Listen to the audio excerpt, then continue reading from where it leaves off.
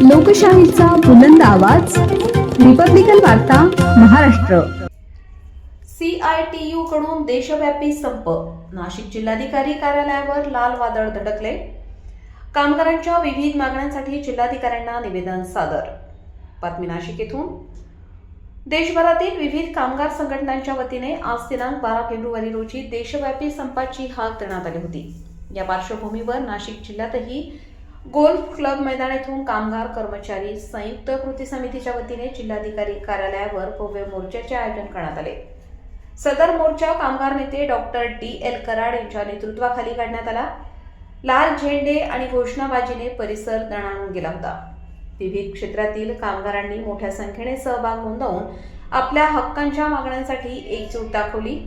मोर्चातील प्रमुख मागण्यांमध्ये 100 वर्षांच्या लढ्यातून मिळवून घेतलेले कामगार कायदे रद्द करून त्या जागी मंजूर करण्यात आलेल्या कथित कॉर्पोरेट धार्जिण्या व कामगार विरोधी 4 नव्या श्रमसंहितांचा रद्दबातल करण्याची मागणी करण्यात आली।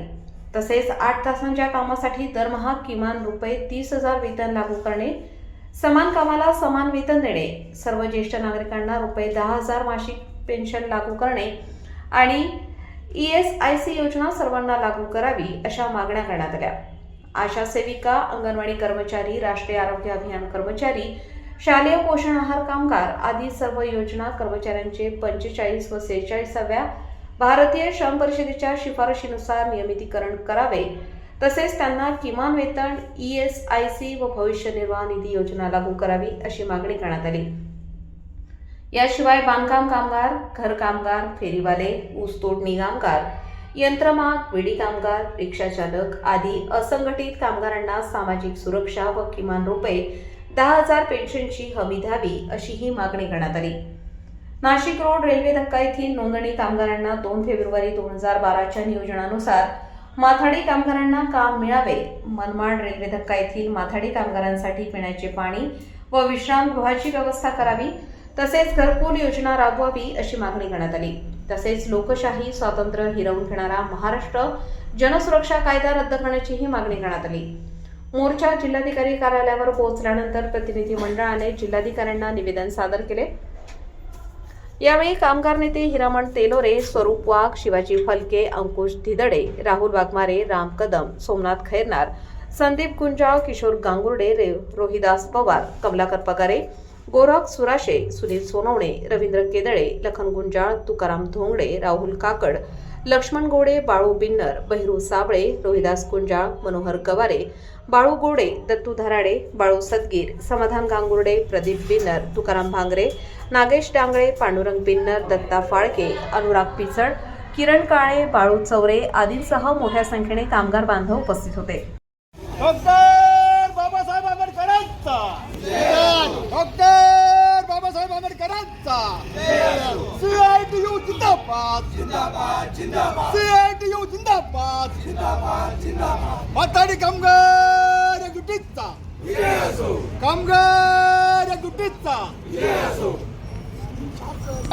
मागे घ्या चार श्रम संहिता मागे घ्या चार श्रम संहिता मागे घ्या मोदी सरकार मुर्दाबाद मोदी सरकार मुर्दाबाद नरेंद्र देवेंद्र मुर्दाबाद नरेंद्र देवेंद्र मुर्दाबाद CITU जिंदाबाद CITU जिंदाबाद कामगार एकजुटीचा कामगार एकजुटीचा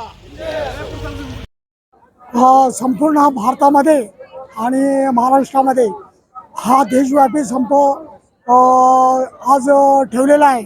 तर ह्या संपामध्ये संयुक्त कृती महाराष्ट्राच्या वतीने संयुक्त कृती समिती महाराष्ट्र राज्य यांनी हा पुकारलेला संप आहे।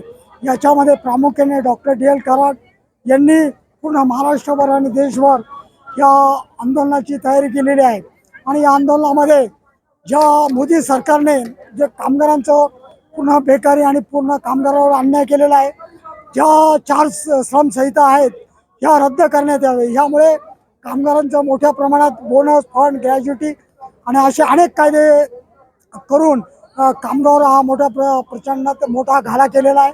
तर यापुढे कामगारांना कुठलेही आंदोलन, त्याचप्रमाणे कुठलाही मोर्चा किंवा संघटना करण्याचा अधिकार राहणार नाही. तर अशा प्रकारचं हे मोदी सरकारने जे केलेलं आहे हे हाणून पाडलं पाहिजे. यासाठी हा मोठा संप पुकारला. यासाठी माथाडी कामगार, त्याचप्रमाणे महानगरपालिका कामगार, ऊसतोडणी कामगार सर्व यामध्ये सामील झालेले आहे.